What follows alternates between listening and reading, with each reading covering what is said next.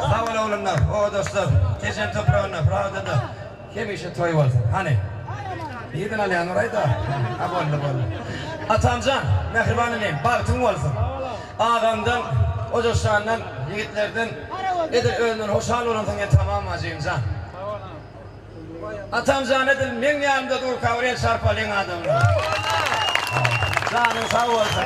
Gelecek gelin aldı birliği, ırtkolu, devlet bilen bile gelsin Allah'cağım. Size bir çay veren gelin olsun Daydamcan'a. Daydamcan, ömrüm olsun. Olaşan, bana yerin değil mi? Bolya. Baktın olsun. Ananla, yine tığırın buyruğuna bıçak düğme diye Türkmen abi. Oğlumlar. Bolya, ananla. Şu an belaya karşı olmadan o sizi ödüllemle. Ananla sen beni yarım var var. Büyüklersin, o dostlarsin.